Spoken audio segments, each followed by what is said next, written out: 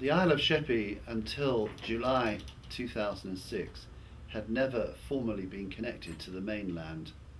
And many islanders, they call themselves islanders, would sometimes, I think, prefer to have UDI than be connected to the mainland and be part of the United Kingdom.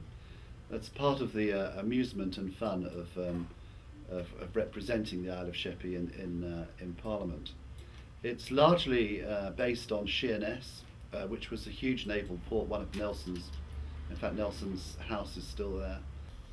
Sheerness is going a little bit of a renaissance because we've got new dock owners. The dock itself is now the 5th largest in Britain.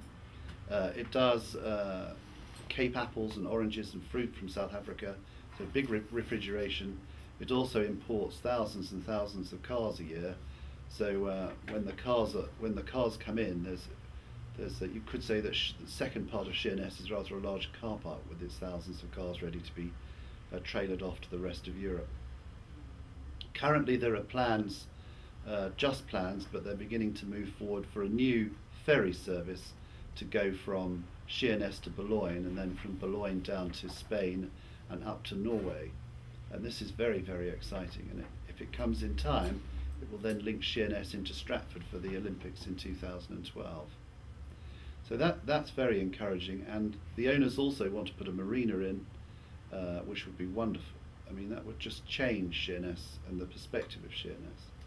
The other towns are Queenborough and Rushendon. Sheerness is about 18,000. Queenborough and Rushendon is about 6,000. And Queenborough has a long history, named after a queen, Queen Matilda. Used to have a castle. It's small fishing, but again we're putting in about £25 million of money in the next 3 years to open it up, really. It needs a new road system, and it needs new shops and new housing, and it probably could also have a marina. Then to the middle of and to the east of the island there's Minster, which is a rather nice, attractive, hard to say it's a town, though its population probably is bigger than Sheerness. It's a village that's grown and grown and grown.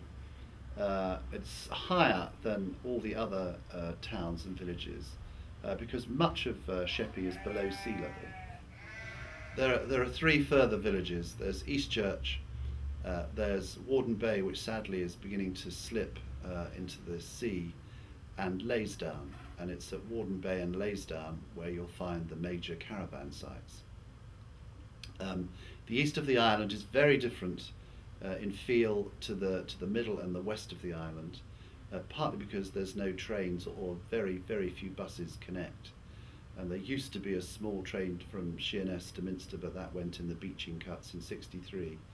So there is a train from Sheerness to London directly once or twice a day, but largely you come in on the line from Sheerness to Sittingbourne.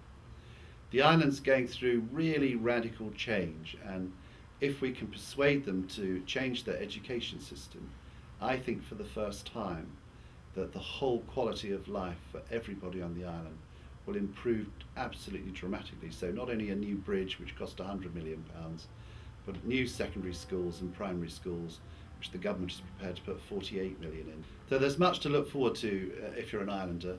Now you can get on and off the island very, very quickly. Before it used to take 20 or 30 minutes, now it's 2 or 3 or 4 minutes. And if we can get the schools right, it'll be the most amazing changes to the island. And that's where I concentrate at the moment much of my time.